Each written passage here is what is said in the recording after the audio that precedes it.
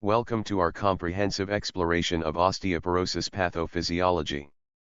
Today, we'll examine the cascade of events that leads to this silent disease, while emphasizing the crucial connections between interventions, signs, symptoms, diagnosis, and treatment at each stage of the disease process. Normal bone remodeling. Bone is a dynamic tissue that undergoes continuous remodeling throughout life. In healthy bone, there's a delicate balance between osteoclasts, which remove old or damaged bone, and osteoblasts, which form new bone tissue. This equilibrium maintains both bone mass and structural integrity.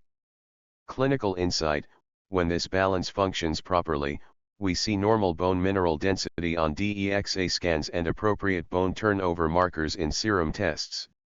At this stage, interventions focus on prevention, adequate calcium and vitamin D intake, weight-bearing exercise, and avoiding smoking and excessive alcohol consumption. Initiating factors. Several factors can disrupt normal bone homeostasis.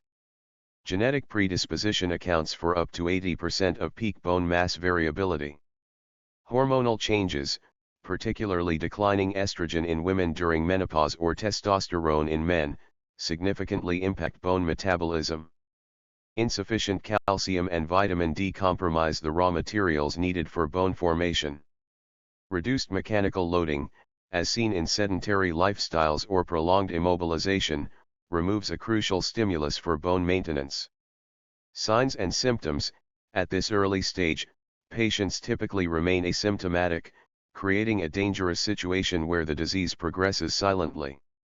Diagnostic approach: risk assessment tools like FRAX can identify high-risk individuals before bone loss becomes significant. Serum calcium, vitamin D levels, and hormonal assays can detect modifiable risk factors.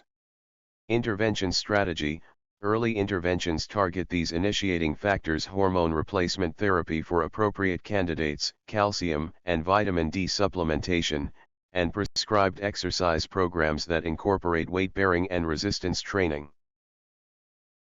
Disruption of remodeling balance. As initiating factors persist, molecular signaling pathways become disrupted. RANKL, receptor activator of nuclear factor kappa B ligand, expression increases, enhancing osteoclast formation, activation, and survival. Simultaneously, OPG, osteoprotogerin, production decreases, removing a natural inhibitor of osteoclasts. Impaired WNT signaling reduces osteoblast function and bone formation. Signs and symptoms: patients remain largely asymptomatic, though some may begin to experience subtle height loss as vertebral bodies start to compress. Diagnostic approach: biochemical markers of bone turnover become abnormal. Elevated markers of resorption, CTX, NTX, and potentially altered markers of formation, P1NP, osteocalcin. Intervention strategy: this stage represents a critical window for pharmacologic intervention. Antiresorptive therapies like bisphosphonates, alendronate, risdronate, or RANKL inhibitors, denosumab, can normalize the remodeling balance by suppressing excessive osteoclast activity. For severe cases, anabolic agents like teriparatide or abaloparatide stimulate osteoblast function to rebuild bone. Uncoupling of formation from resorption. As the disease progresses, bone resorption and formation become uncoupled. Resorption cavities created by osteoclasts are incompletely filled by osteoblasts, resulting in a net loss of bone with each remodeling cycle. This progressive deficit accumulates over time, gradually depleting bone mass.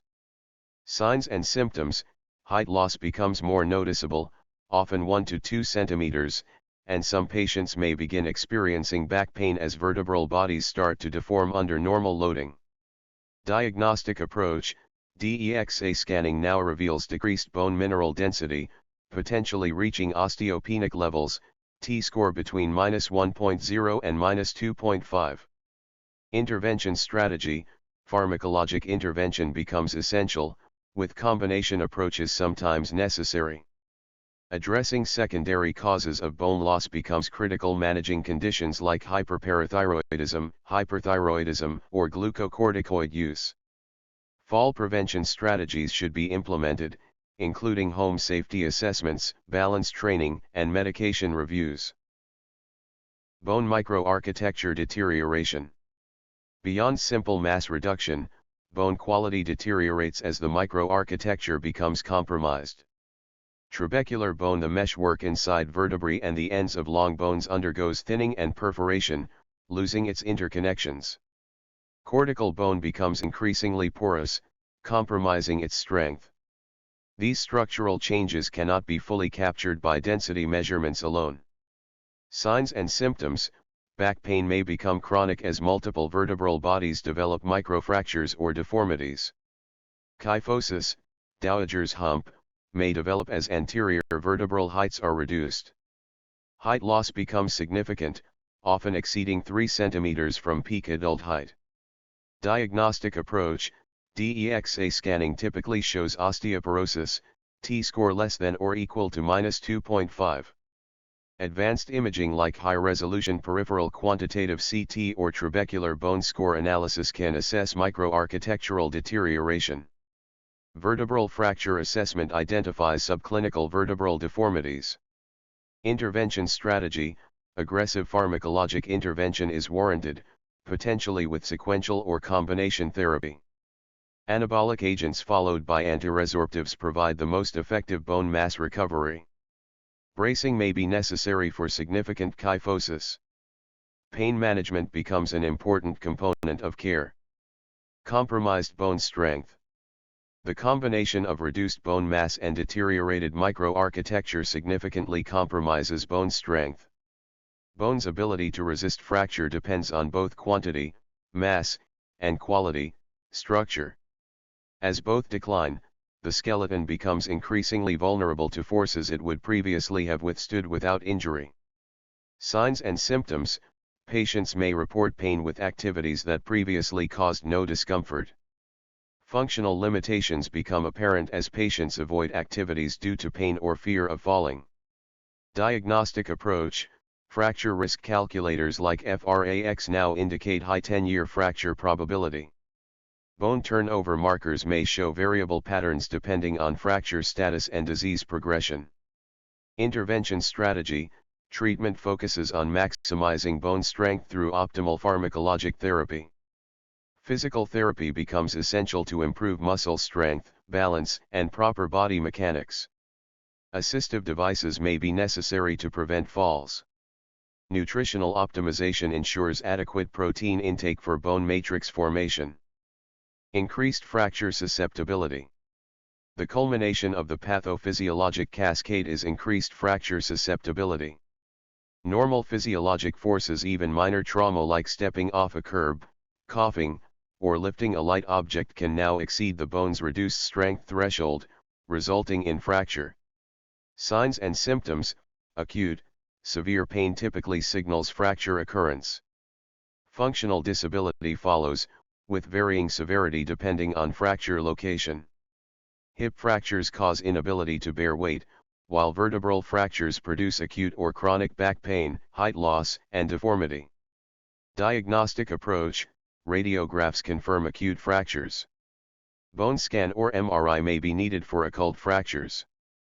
Post-fracture assessment should include comprehensive evaluation for secondary causes of osteoporosis if not previously performed.